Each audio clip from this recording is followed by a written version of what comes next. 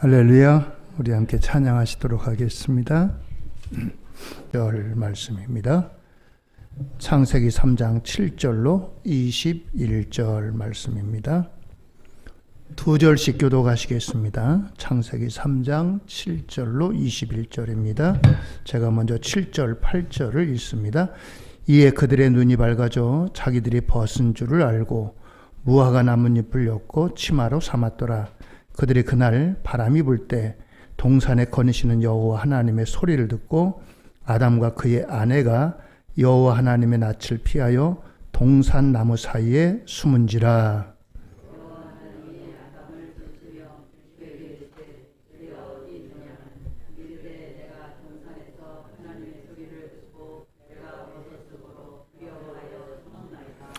이르시되 누가 너의 벗었음을 내게 알렸느냐? 내가 내게 먹지 말라 명한 그 나무 열매를 내가 먹었느냐?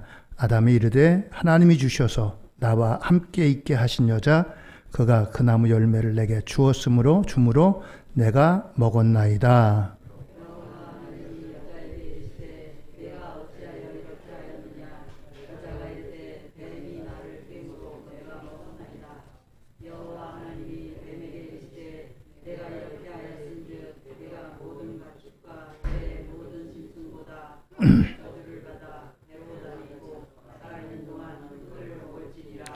내가 너로 여자와 원수가 되게 하고 내 후손도 여자의 후손과 원수가 되게 하리니 여자의 후손은 내 머리를 상하게 할 것이요 너는 그의 발꿈치를 상하게 할 것이라 하시고, 또 여자에게 이르시되 내가 내게 임신하는 고통을 크게 더하리니 내가 수고하고 자식을 낳을 것이며 너는 남편을 원하고 남편은 너를 다스릴 것이니라 하시고,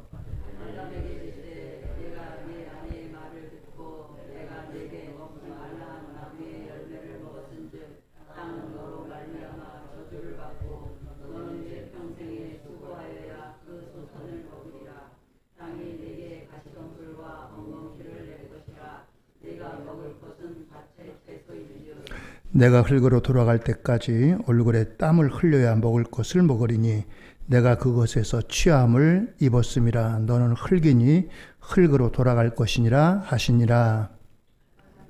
읽으세요. 20절.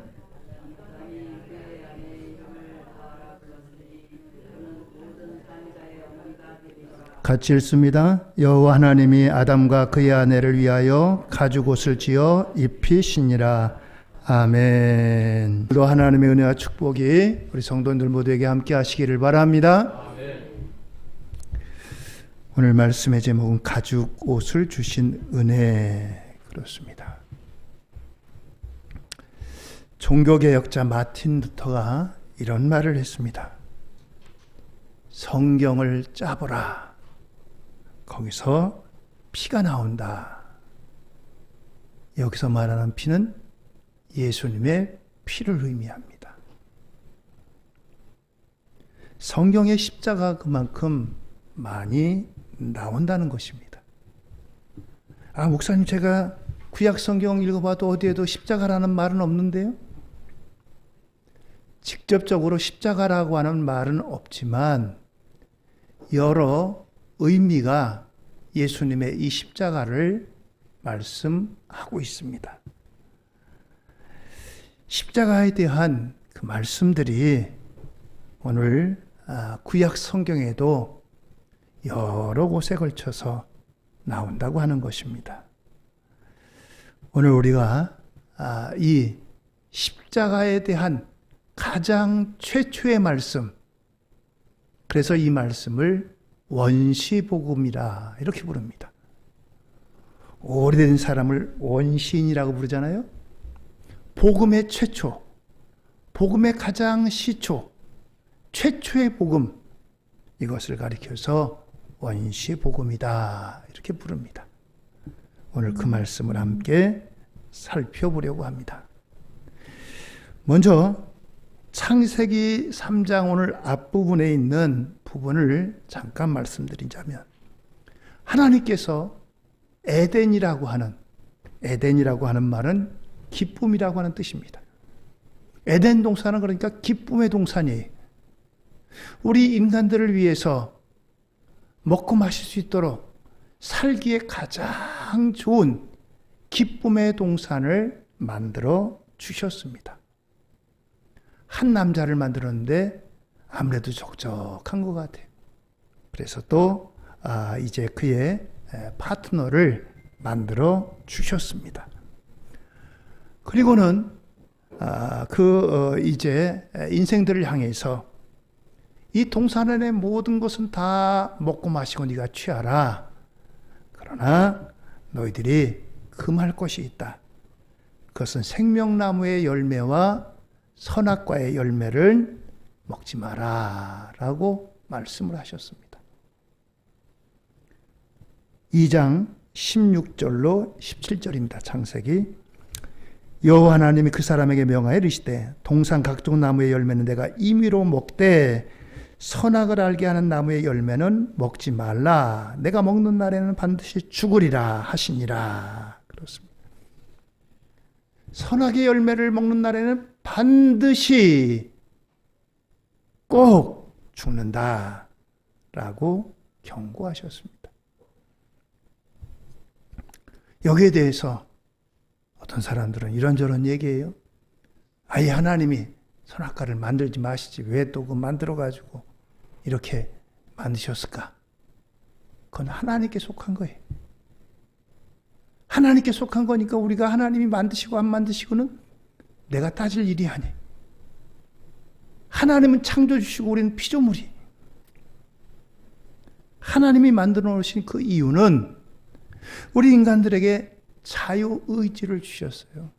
자유롭게 어떤 컴퓨터 프로그램화돼서 A가 B가 되고 B가 C가 되고 이렇게 움직이게끔 한 것이 아니라 자유롭게 내가 선택할 수 있도록 그런 자율 기능을 주신 거예요. 그러면서 여기 동산나무의 모든 실과는 다 먹으라. 그런데 이것만은 먹지 마라. 먹으라고 한 것 가지고도 충분히 살아갈 수 있어요. 부족함이 없습니다. 그런데 어느 날 뱀이 찾아옵니다.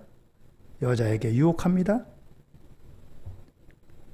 그러면서 한마디 거둡니다. 3장 4절로 5절입니다. 뱀이 여자에게 이르되 너희가 결코 죽지 아니하리라. 너희가 그것을 먹는 날에 너희 눈이 밝아져 하나님과 같이 되어 선악을 알 줄 하나님이 아심이라. 그걸 먹는 날엔 첫째는 눈이 밝아진대요. 그리고 하나님과 같이 된다. 여기에 결국 넘어가가지고 여자가 먼저 따먹고 그 아담에게도 이것을 주어서 같이 공범이 됐어요. 이것은 단지 선악과를 따먹은 것으로 끝나는 것이 아니라 하나님을 창조주로 인정하지 않는 그와 같은 죄입니다. 부모를 무시하고 부모에게 거역하고 심지어 부모를 갖다 버리는 페르나와 같은 그런 일을 한 것입니다. 그럼 사탄이 말한 대로 정말 그렇게 됐을까요? 창세기 3장 7절 이하입니다. 이에 그들의 눈이 밝아져 자기들이 벗은 줄을 알고 무화과 나뭇잎을 엮어 치마로 삼았더라. 눈이 밝아졌어요. 여기 눈이 밝아졌다는 것은 시력이 좋아졌다는 의미가 아닙니다. 시력이 저처럼 안경 끼고 그랬는데 눈이 밝아져가지고 안경을 벗고도 볼 수 있을 만큼 시력이 좋아졌다는 의미가 결코 아닌 거예요. 그 이전까지는 수치를 모르고 자연스럽게 살아갔는데 지금 눈이 밝아지고 나니까 죄책감이 드는 거예요. 수치감이 드는 겁니다. 그것이 바로 눈이 밝아진 결과예요. 그래서 어떡합니까? 무화과 나뭇잎을 따가지고 치마를 만들어 옷을 만듭니다. 인류 최초의 옷은 무화과 나뭇잎으로부터 시작이 됐어요. 수치가 가려질까요? 죄가 가려질까요? 해가 안 뜬 아침에는 나뭇잎이 잘 있지만 해가 뜨고 또 날이 더워지면서 이게 다 이제 말라져 가지고 다 이제 결국 떨어집니다. 죄는요, 죄값을 치르기 전에 절대 사라지지 않습니다. 속죄를 받지 못하면, 용서를 받지 못하면 하나님의 진노를 당하게 됩니다. 16절 이하에 보면 하나님의 저주가 기록되어 있습니다. 여자에게는 임신과 해산의 고통, 부부의 갈등이 생기고 남자는 평생 노동의 수고를 하고 남녀 공이 마침내는 죽게 된다라고 했습니다. 로마서 6장 23절은 이렇게 말씀합니다. 죄의 삭은 사망이요 하나님의 은사는 그리스도 예수 우리 주 안에 있는 영생이니라. 그렇습니다. 죄의 삭은 사망이다. 죽는다 이겁니다. 그런데 여기에는 죽음에는 세 종류가 있습니다. 영적인 죽음이 있고요. 육적인 죽음이 있고요. 영원한 사망이 있습니다. 육적인 죽음은 육체와 영혼이 분리되는 겁니다. 우리가 살아있을 때 살아있는 우리 몸에 영혼이 담겨져 있어요. 그런데 우리가 육적인 죽음을 당하면 영혼과 육신이 분리됩니다. 우리의 몸은 흙으로 지어져서 흙으로 돌아가요. 우리의 영혼은 하나님께로부터 왔기 때문에 다시 돌아갑니다. 그것이 바로 우리가 말하는 죽음이라는 것입니다. 그런데 죄로 말미암은 영혼은 영원한 사망이요 하나님으로부터 천국으로부터 분리되는 겁니다. 아담 이후의 모든 인간은 하나님 앞에 죄성을 품고 태어납니다. 이걸 뭐라고 부르냐면 원죄, 죄의 근원, 원죄라고 부르는 겁니다. 그리고 우리가 살아가면서 생각으로, 말로, 행동으로 죄를 짓는 것을 가리켜 자범죄라고 부릅니다. 자범죄라고 불러요. 이처럼 모든 인생은 원죄와 자범죄로 인해 육적인 죽음을 넘어 영원한 죽음을 맞이할 수밖에 없습니다. 다행히 하나님은 인간에 대한 사랑을 접지 않으셨습니다. 범죄한 후에 죄책감에 하나님을 두려워하고 피했던 인간을 찾아가십니다. 그리고 구원의 역사를 시작하십니다. 그게 오늘 나오는 가죽옷에 대한 이야기입니다. 하나님의 은혜는 바로 이 가죽옷을 의미합니다. 하나님의 은혜입니다. 하나님 앞에 범죄함으로 이미 영적으로 죽은 인간 앞에 하나님께서 하시는 말씀입니다. 창세기 3장 15절. 우리 같이 한번 읽어보실까요? 시작. 내가 너로 여자와 원수가 되게 하고 내 후손도 여자의 후손과 원수가 되게 하리니 여자의 후손은 내 머리를 상하게 할 것이요 너는 그의 발꿈치를 상하게 할 것이니라 하시고. 그렇습니다. 내가 너로 여자와 원수가 되게 하고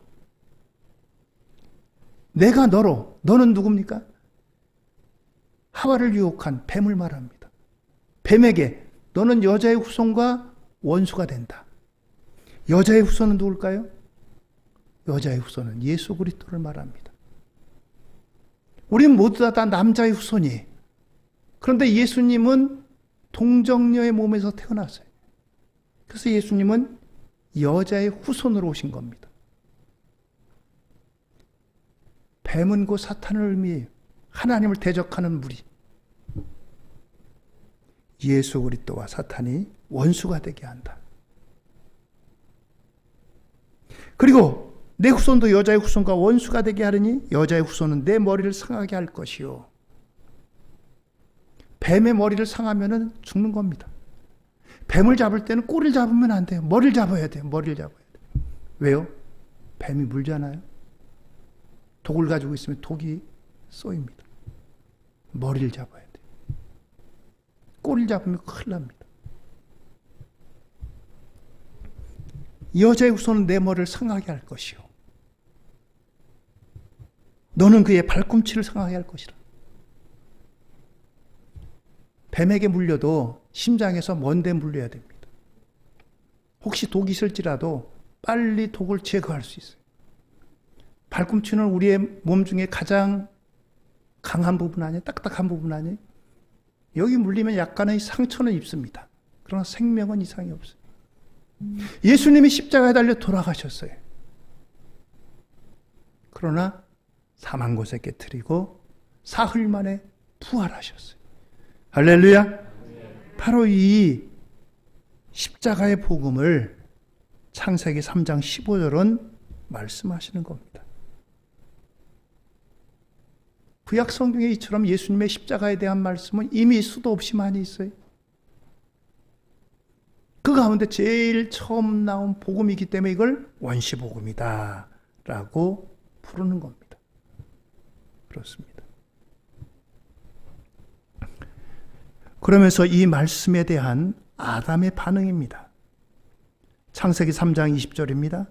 아담이 그의 아내의 이름을 하와라 불렀으니 그는 모든 산자의 어머니가 됨이더라. 그렇습니다. 하와라고 하는 이름의 뜻은 생명을 말합니다. 생명을 말해요. 죄로 영원히 죽을 수밖에 없었는데 여자의 후손으로 인해 영원한 생명의 길이 열린다라고 하는 말씀의 의미입니다. 하나님은 아담의 믿음을 보시고 오늘 하신 일이 바로 창세기 3장 21절입니다. 여호와 하나님이 아담과 그의 아내를 위하여 가죽옷을 지어 입히시니라. 그렇습니다. 무화과 나무 잎을 만들어 아침에 입었는데 점심때 지나면 이게 다 말라가지고 떨어집니다. 또 만들어 입어야 돼. 잠깐은 수치를 가리고 입을 수 있지만 얼마 안 가서 다 떨어지고 말아요. 하나님께서 바로 이와 같은 인생들을 위해서 가죽옷을 지어 입히시는 겁니다. 무화과 나뭇잎으로는 죄를 가릴 수가 없다는 거예요. 죄에 대한 문제는 오직 죄값을 치르기까지는 해결되지 않습니다. 죄책이 따르기 때문이. 죄의 삭은 사망이라고 했잖아요. 피 흘려 죽는 수밖에 없는 거예요. 히브리서 9장 22절입니다. 율법을 따라 거의 물건이 피로써 정결하게 되나니 피 흘림이 없은즉 사함이 없느니라. 피 흘림은 죽음을 말해요. 피 흘림은 죽음을 말합니다. 자, 그러면 어떻게 하면 좋겠어요? 죄된 인생들은 다 죽어야 됩니다. 그런데 한 가지 방법이 있습니다. 누가 대신해서 죽으면 됩니다. 이걸 가리켜서 대속의 은혜, 대신 죄값을 치른다. 오늘 하나님이 가죽옷을 지어 입히신 게 바로 그런 이유입니다. 가죽옷을 지어 입혔다는 것은 어떤 짐승이든지 짐승이 죽었다는 거예요. 가죽옷이 그냥 나오지 않잖아요. 짐승이 죽어야지 짐승의 가죽을 벗겨가지고 그것을 가지고 옷을 만드는 거죠. 그 짐승은 아담과 하와가 지은 죄와 상관이 없는 존재예요. 아담과 하와가 불순종해서 선악과를 따먹었지 짐승이 따먹은 건 아니잖아요. 아담과 하와가 죽어야지. 그런데 하나님이 그 짐승을 잡아가지고 그 짐승의 가죽을 벗겨가지고 옷을 만들어서 입혀 주셨다는 겁니다. 그렇습니다. 여기 바로 대속의 은혜가 나오는 거예요. 우리 인생들을 위해서 누군가 죄 없는 분이 대신 십자가에서 대신 피 흘려 죽어야 된다는 거예요. 그게 바로 예수 그리스도의 십자가를 말합니다. 구약의 제사는 여러분들 알듯이 하나님 앞에 짐승을 잡아갖고 드리잖아요. 부자는 소를 잡고 양을 잡고 비둘기를 잡고. 근데 반드시 이 짐승들은 죽어야 됩니다. 그리고 그 피를 제단에다 뿌려야 돼요. 그 제단에 있는 피를 보고 하나님께서 그래 네가 죽을 죄를 지었지만 네가 죽을 죄 지었지만 저 짐승들이 대신 죽었구나. 그래 네 죄를 용서하마. 용서해 주시는 거예요. 구약의 제사는 그렇게 드리는 거예요. 예배는. 이제 더 이상 이 짐승의 제사가 필요 없이 하나님께서 죄 없으신 하나님의 아들을 이 땅에 보내셔서 우리들을 위해서 대신 십자가 지시고 대신 죽으시고 대신 피 흘리신 그 사건이 바로 예수님의 십자가입니다. 할렐루야! 여기 하나님의 사랑이 담겨져 있는 거예요.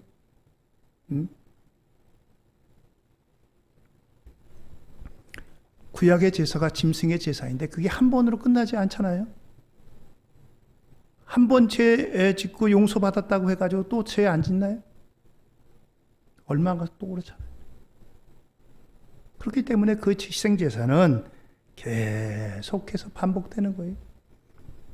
더 이상 우리에게 이러한 희생제사가 필요 없도록 하나님께서 그 아들 예수님을 십자가에 피 흘려 우리들을 위해서 십자가 지신 줄로 믿습니다. 그렇습니다. 그래서 아담과 하와가 이 가죽옷을 입어가지고 죄를 가리움 받고 더 이상 이제 그 무화과나무 잎으로다 만들어 입지 않아도 되듯이 오늘 우리의 허물과 죄 이것을 위해 십자가 지신 예수님의 십자가를 믿으면 우리가 가죽옷을 입는 거예요. 그것이 바로 우리 구원의 은총인 것입니다. 자, 오늘 저와 여러분들이 이와 같이 하나님의 귀한 은혜를 입었어요. 하나님의 귀한 은혜를 입을 뿐만 아니라 우리를 하나님의 자녀 삼아주신다고 했어요. 오늘 우리에게 이 자녀로서의 특권과 책임이 있습니다. 하나님의 자녀로서의 특권과 책임. 의상치료라고 하는 말이 있대요. 옷을 입혀가지고 이제 뭔가 문제 있는 것을 해결해 준다는 것입니다. 지독한 개구쟁이가 있어요. 나가서 막 친구들하고 싸우고 말도 함부로 하고 뭐 이런 이제 개구쟁이가 있어요. 이 아이에게 신사복을 입힙니다. 나비 넥타이 딱 메고 속에 와이셔츠 또 그리고 옷도 그냥 새 옷으로 아주 다림질해가지고 입혀.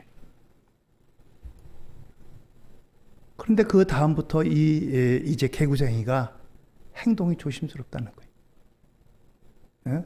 그냥 옷 입었을 때는 그냥 막 뒹굴고 친구들하고 싸우고 말도 거칠게 하고 그러던 친구가 이 신사복을 입혀놓으니까 아주 자기가 신사된 것처럼 그렇게 하더래요. 하나님이 가죽 옷을 입혀주신 것도 마찬가지입니다. 가죽 옷을 통해서 우리에게 네 수고하지 않아도 된다. 네 죄를 내가 다 용서했다. 라고 하는 의미가 담겨져 있는 거예요. 사람이 어떻게 옷을 입느냐에 따라서 그 사람의 행동도 결정되어집니다. 특별히 남자들 같은 경우에는요, 군대 갔다 오고 나서 예비군 교육 받으면 아주 그냥 볼썽사나집니다. 평소에는 회사에서 아니면 뭐 일터에서 성실하던 사람이 옷을 입혀놓으면 이게 막 개판이 돼요. 모자도 삐뚤어 쓰고 신발도 구겨 신고 그 예비군 교육장에 가면은 예비군 그 이제 조교들이 있는데 그 사람들은 다 현역이거든요. 후배들이 말도 안 들어요. 말도 안 들어요. 얼마나 행동이 아주 그냥 뭐 이상해지는지 알 수 없어요. 옷 하나 바꿔 입었는데 예? 예비군복 하나 바꿔 입었더니 사람이 그렇게 바뀌는 거예요. 그렇습니다. 저와 여러분들은 가죽 옷을 입은 하나님의 자녀입니다. 이마에다가 여기다 하나님의 자녀라고 쓴 건 없지만 여러분들 나는 하나님의 자녀, 하나님 백성이다 라고 하는 그 긍지를 갖고 우리가 살아가야 돼요. 요한복음 1장 12절에 영접하는 자 곧 그 이름을 믿는 자들에게는 하나님의 자녀가 되는 권세를 주셨으니 권세를 주셨어요. 하나님의 자녀일 뿐만 아니라 권세까지도 주셨대요. 권세까지도. 자녀되는 권세.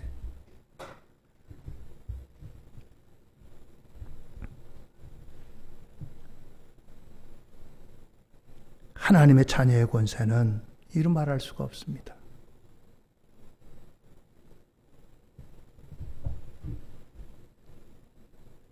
자녀의 특권은 청구권이 있는 거예요. 아빠, 나 이거 해주세요. 당당하게 청구할 수 있어요. 그게 자녀의 특징이에요.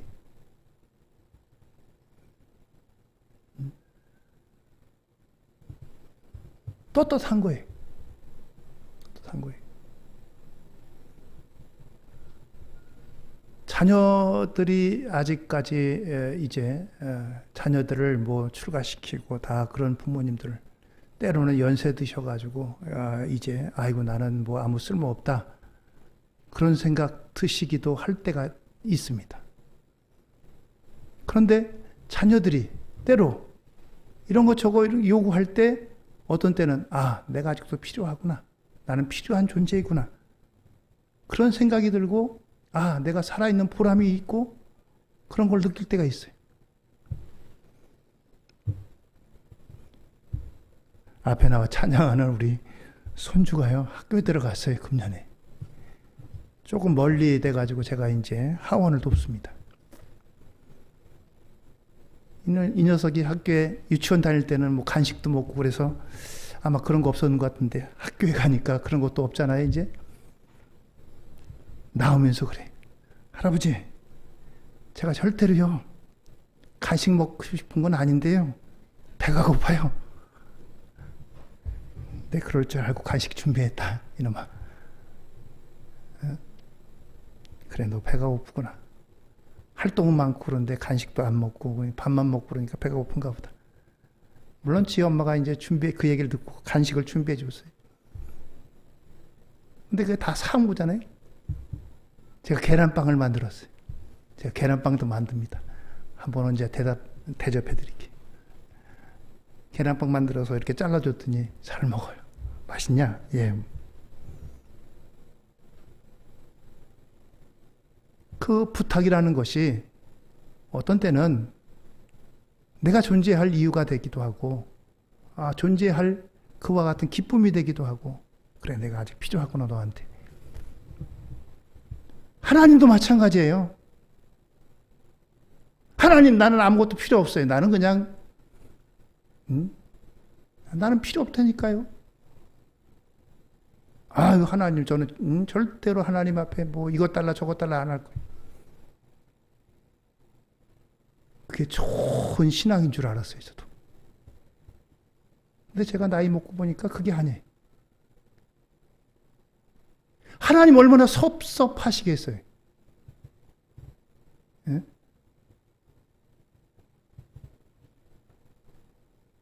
하나님께서 우리에게 권세 주신 것 가운데 하나가 천국권이, 하나님, 나 이게 부족합니다. 하나님 앞에 청구하세요.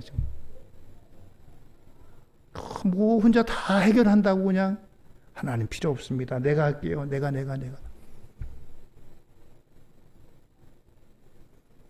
하나님께서 우리에게 주신 특권이에요. 오늘 저와 여러분들, 하나님께서 우리에게 주신 특권을 마음껏 사용하시기를 주의 이름으로 축원드립니다. 하나님께서 주신 특권이에요. 왜 그걸 왜 썩히세요? 왜 그걸 묻어두세요?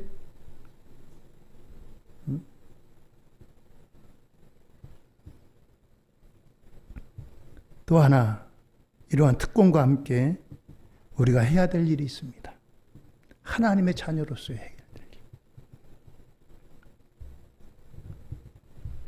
로마서 13장 12절로 14절에 보면 이렇게 말씀합니다. 밤이 깊고 낮이 가까웠으니 그러므로 우리가 어둠의 일을 벗고 빛의 갑옷을 입자. 낮에와 같이 단정히 행하고 방탕하거나 술 취하지 말며 음란하거나 호색하지 말며 다투거나 시기하지 말고 오직 주 예수 그리스도로 옷 입고 정욕을 위하여 육신의 일을 도모하지 말라. 그렇습니다.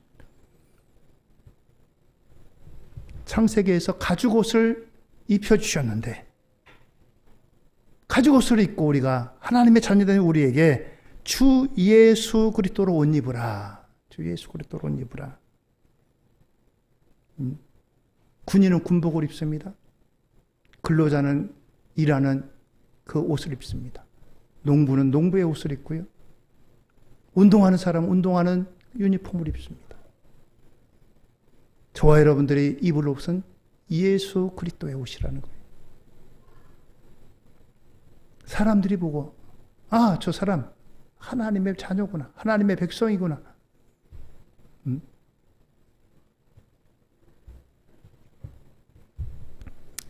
안타까운 것은 요사이 전국을 통해서 믿음의 사람들이 전혀 믿음의 옷이 아닌 다른 옷을 입고 다른 말을 하는 사람들이 있어요.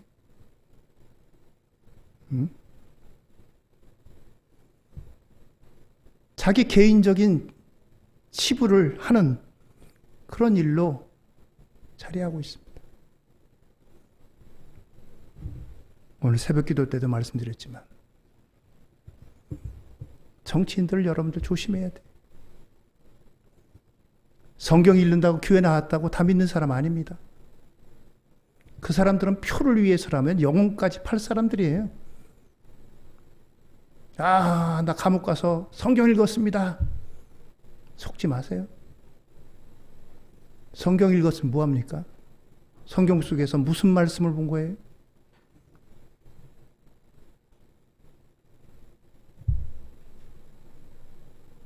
여야 할 것 없어요. 여야 할 것 없어요. 여당도 야당도 마찬가지. 평소에 교회도 안 나가던 사람이 선거 때만 되면 교회 찾아와서 인사하고 그런 사람들은 표 찍어주지 말아야 돼. 여당도 야당도 할 것 없이.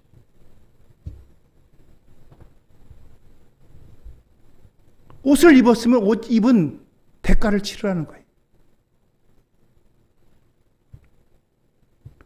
오늘도 저와 여러분들 우리들이 예수 그리스도로 옷 입고 이 땅에서 저와 여러분들 통해서 하나님의 영광이 드러나기를 하나님께서는 원하십니다. 그래서 우리에게 말씀하잖아요. 너는 세상의 빛이다. 세상의 소금이다. 오늘 저와 여러분들이 이 땅에서 가죽옷을 입고 하나님의 자녀로 예수 그리스도로 옷 입고 그리스도의 빛을 발하는 우리 모두가 되기를 예수님의 이름으로 축원드립니다. 할렐루야. 하나님께서 오늘도 우리에게 예수 그리스도로 옷 입어라 라고 말씀하십니다. 주님 고난 당하시는 이 사순절 계절에 다시 한번 예수 그리스도를 통해서 구원을 주신 하나님의 은혜에 감사하며 예수 그리스도로 옷 입는 우리 모두가 되기를 예수님의 이름으로 축원드립니다. 기도하시겠습니다.